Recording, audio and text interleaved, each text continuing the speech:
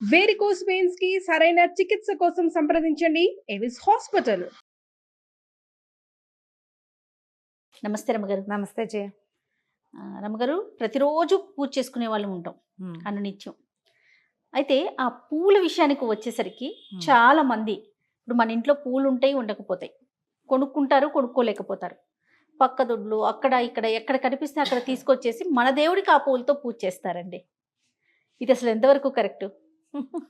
ఎందుకు కరెక్ట్ కాదు? పువ్వులు అనేది పూజ చేయటానికే. అంతేనా? అది మన కాదు. దొడ్లోది కదా, వాళ్ళ ఉద్దేశం అంటారా? అది కాదు జయ. ఆ, ఇవి ఒక శాస్త్రం చెప్తారు. పువ్వులు సొంత పెరట్లోంచి కోసి చేస్తే ఉత్తమ పూజ. మ్హూ. ఓకే. తర్వాత ఎవరి దొడ్లో నుంచైనా కోసుకొచ్చి చేస్తే మధ్యమ పూజ, కొనుక్కొస్తే అధమ పూజ. ఓ, ఇప్పుడు కొనుక్కు రాకుండా ఎవరి దొడ్లలో పువ్వులు అంటే ఈ పాయింట్ ఎక్కడి నుంచి పుట్టించారో నాకు అసలు ఎప్పుడూ అర్థం కాదు. మనం ఎవరి దొడ్లో నుంచి, ఇప్పుడు మీ దొడ్లో పువ్వులు ఉన్నాయి, నేను నిన్ను అడిగి కోసుకుంటే ఏ తప్పు లేదు, ఆ, అడగకుండా కోసుకుంటే పూజ మంచిది కాదు. వాళ్ళు తిట్టుకుంటారు కదా, అవును అవును. మా పూలని కోసుకుంటారు దొంగ మొహాలు ఎవరో అని. ఇప్పుడు ఈ పాయింట్ ఇద్దరు ముగ్గురు గురువు గారు చెప్పగా విన్నాం, చాలా పుస్తకాల్లో కూడా కనపడుతుంది. ఇప్పుడు అపార్ట్మెంట్లో ఉన్నాం, మన జీవితాలు ఎలా ఉన్నాయి జయ? అవును. అపార్ట్మెంటు, అక్కడ కుండీ పెట్టుకునేందుకు కూడా వెసులుబాటు లేదు. చిన్న పీత బొక్క లాంటి ఒక బాల్కనీ ఉంది, అందులో నువ్వు బట్టలు ఉతకాలి, అందులోనే గిన్నెలు తావాలి, అందులోనే ఓ తులసి చెట్టు సూక్ష్మంలో మోక్షం భరిస్తావు.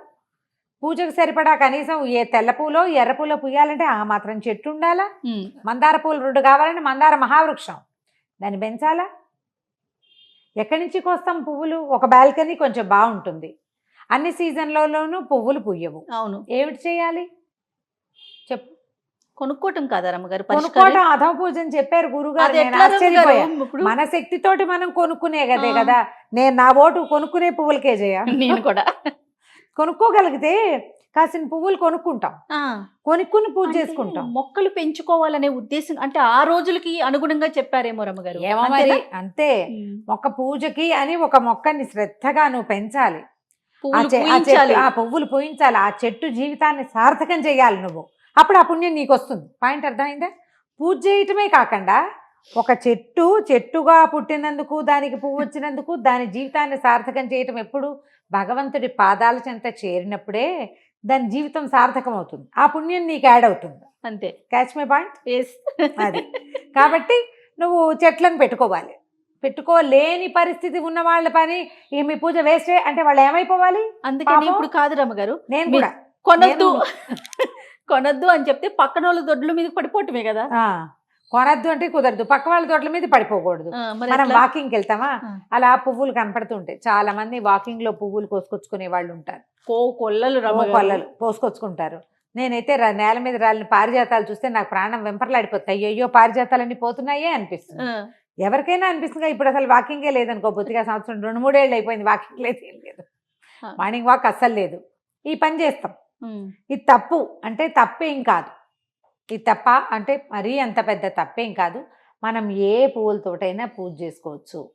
మీరే ఒక మొక్క పెంచి ఇలా చెయ్యండి, ఇది చాలా అత్యద్భుతమైన విషయం.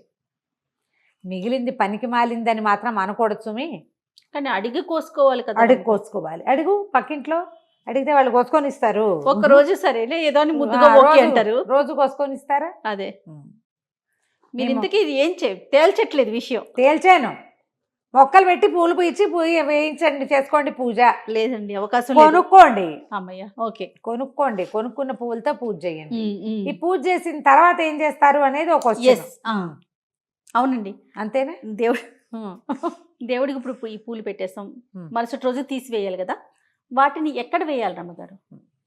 నిర్మాల్యం అంటారు. ఆ, భగవన్ నిర్మాల్యము. పాదాలు అంటకూడదు, ఎవరూ తొక్కకూడదు. అందుకని ఏం చేయాలి మనం? ఇన్నేసి పువ్వులతో పూజ కాకుండా చక్కగా తేలిగ్గా, ఇప్పుడు మనం ఈ చామంతులు తర్వాత గులాబీలు కొంటామా, వాటి దుంపలు పిలకయ్య అసలు వాడవు, పువ్వు కదలవు. ఎలా ఉన్న పువ్వు అలాగే ఉంటుంది 10 రోజులైనా హైబ్రిడ్ కూడా. వచ్చేస్తున్నాయి కదా. అవి ఏ మట్టిలో వేసినా కరగవు, కదలవు, కాగిత పువ్వుల్లాగా అవును. సంవత్సరమైనా కుళ్ళవు. తక్కువ పూలతో పూజ చేయండి అమ్మా చక్కగా. అందుకని దొడ్లో పెట్టుకోమని చెప్పింది. ఎందుకంటే దొడ్లలో ఏం మొక్క పూస్తాయి మనకి? గరుడు వర్ధనాలు, నంది వర్ధనాలు, తర్వాత ఏమో ఏమంటారు వీటిని, గన్నేరు పూలు. తేలికగా పల్చటి పువ్వు, మందారాలు కూడా మర్నాడు పొద్దుటికి మెత్తగా అయిపోతాయి, ఆ రెండో రోజుకి వాడిపోతుంది. పువ్వు అవును. మట్టిలో కలిపడానికి సిద్ధంగా ఉంటుంది. అవునండి. అలాంటి పువ్వులతో పూజ అయితే మనకు సులువు. ఉమ్. ఇప్పుడు మనకు బాల్కనీలే ఉన్నాయి, పెద్ద నేల లేదు, ఈ నిర్మాల్యాన్ని మట్టిలో వేయండి అంటే మనకంత మట్టి లేదు, చెత్తబుట్లో వేస్తారు. ఆ పని చేయకూడదు. అందుకని ఓ పువ్వులతోటి సినిమాల్లో వేసినట్టు కుప్పలు తెప్పలుగా ఇన్నేసి పువ్వులు పుష్పయాగం చేసినట్టు చేయకుండా కొద్దిగా 4 పువ్వులతోటి పూజ చేసుకుని, మెత్తటి పువ్వులు ఏమైనా దొరికితే వాటితో పూజ చేసుకుని, మన ఇంట్లోనే కుండీ ఉంటే ఏదైనా ఒక కుండీలో పడేసుకోండి.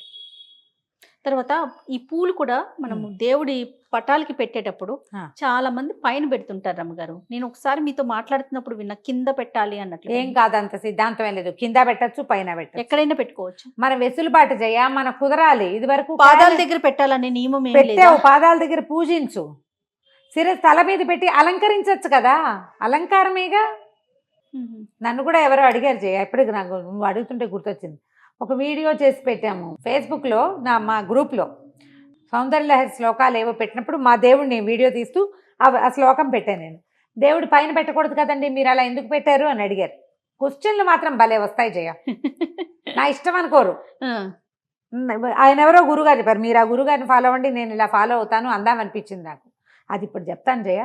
పాదాలకి పూజ చేసుకుంటాం, పాదార విందాలకే సమర్పిస్తాం, అన్నీ పాదార విందానికే సమర్పిస్తాం. మన ఇంట్లో పటాలే ఉన్నాయి, ఆ పటం పై భాగంలో పెడితే పువ్వు అలంకారం, దేవుడి ప్రతిమ చూస్తే మనకు ఒక సంతోషం కలుగుతుంది. అలంకరించడానికి తప్పు లేదమ్మా, పెట్టుకోవచ్చు. పెట్టచ్చు. పూజ కింద చేయాలి. ఇప్పుడు పువ్వులు ఇట్లా విసరకూడదు, దేవుడి మీద ఇట్లా పెట్టాలి, ఉమ్. అక్షింతలు ఇట్లా అనకూడదు, ఇలా పెట్టాలి.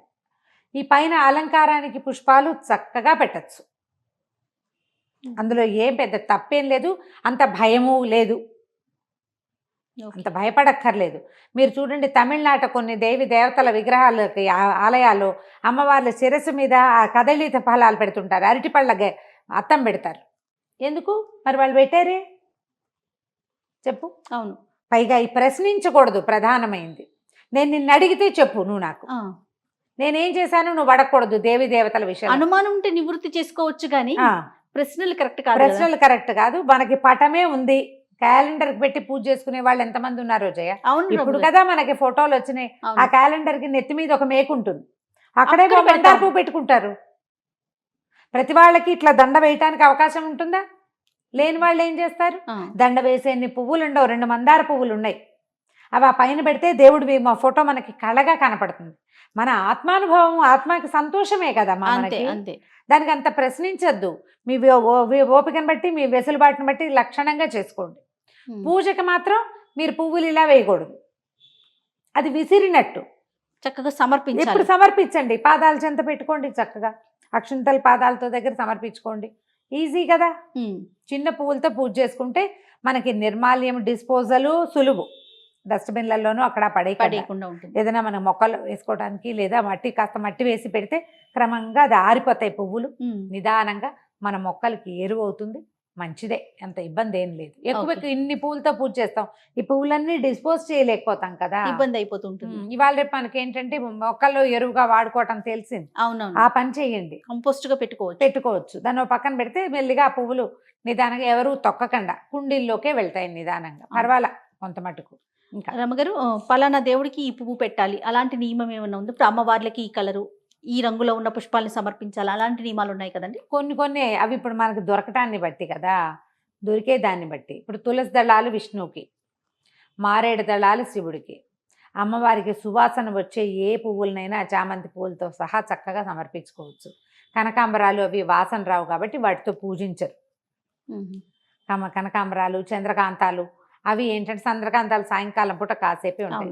జాజులు, మల్లెలు, మొల్లలు వాటన్నిటితోటి మనం పూజ చేసుకుంటాం, వాటికి అంత అభ్యంతరం ఏం లేదమ్మా. ఈ సీజన్లో మనకి గులాబీలు, చామంతులు మాత్రమే వస్తాయి, వాటితోటి పూజ చేసుకుంటాం. మనకి కాస్త ఈ గరుడవర్ధనం, నందివర్ధనం లాంటివి కనుక చిన్న మొక్కలైనా కుండీల్లో పెట్టుకోగలిగితే తెల్ల పువ్వులు వస్తాయి, 2-3 తెల్లటి పువ్వులు, సుబ్రహ్మణ్య స్వామికి తెల్లని పువ్వులు, వినాయకుడికి మందారాలు కానీ గన్నేరు పువ్వులు కానీ సమర్పించవచ్చు. విష్ణువుకి గన్నేరు పెట్టచ్చు, ఇలా బోల్డ్ అన్ని లెక్కలు ఉంటాయి. మనకి మన ఉపస్థితిని బట్టి కదా, ఉండటాన్ని బట్టి. అంతే. ఉంటే ఏదైనా పూజ, ఏమీ లేనప్పుడు ఏం చేస్తావు? చెప్పు. ఉన్నదాంతోనే సరిపెట్టుకోవాలి. సరిపెట్టుకోవాలి కదా. ఆయన పేరేంటి, మన ఆదిశంకరాచార్యుల వారు ఒక మనకి శివానంద లహరిలో ఒక శ్లోకం చెప్తారు. పువ్వుల కోసం జడమతి పిచ్చివాడు సముద్రాల వెంట కొండల వెంట అక్కడికి ఇక్కడికి చెరువుల కోసం పరిగెడతాడు. కొండలెక్కి పువ్వులు కోసుకొస్తారు, చెట్ల కోసం వెళ్తారు, చెరువుల్లో ఉన్న కమలాలు తెస్తారు. ఎందుకు? నీ హృదయ కమలాన్ని అర్పించద్దు భగవంతుడికి? నా మనసుని అర్పిస్తాను నేను, అంత ప్రయత్నం చేయలేను నేను. నిత్యము అనుక్షణము నా మనసు అనే కమలాన్ని నీకు సమర్పిస్తాను ప్రభు, నన్ను మన్నించు, నన్ను క్షమించు, నన్ను ఆదరించు అని. ప్రశ్నలు వచ్చినాయి అనుకో జయ, ఒక దాని అది పనికిరాదు అని అనిపిస్తే అది పెడుతుంటే మనకు శంకగా ఉంటుంది. అవునవును, తప్పు చేస్తున్న భావన ఉంటుంది. అవును రమ్మగారు. మనం ఉపస్థితి దొరకటాన్ని బట్టి విష్ణువుకి ఇవి పనికిరావు, అవే పువ్వులు ఉన్నాయి, ఏం చేస్తాం? ఏం చేస్తావు? ఓ దండం పెట్టి ఊరుకుంటావు కదా. అవును. అప్పుడు ఆ పువ్వే పెట్టు, ఆ పువ్వు జీవితం కూడా సార్థకం అవుతుంది. ఎప్పుడూ కూడా నేను పదే పదే చెప్తా, చాదస్తాలను ప్రోత్సహించే ఉద్దేశమే లేదు మనకి. నీకు ఉపస్థితి, నీకు ఉండటాన్ని బట్టి, నీ అవకాశాన్ని బట్టి నీ మనసుని సరి చేసుకో, అంతే. ఇక్కడున్నాడు భగవంతుడు, అతన్ని అర్చించు సరిగ్గా, కుదిరినంత మటుకు చేసుకో, నీకు అవకాశం ఉన్నంత మటుకు. భయపడద్దు. భయం ఎందుకు? భగవంతుడిని అర్చించేందుకు భయపడితే ఎట్లా? ఇంకోళ్ళని ప్రశ్నించొద్దు. ఈ పువ్వులు పెట్టకూడదండి అని చెప్పావు, వాళ్ళ ఇంట్లో ఆ పువ్వులే ఉన్నాయి, ఏం చేస్తారు పాపం? అంతే రమ్మగారు. నమస్తే. నమస్తే జీ.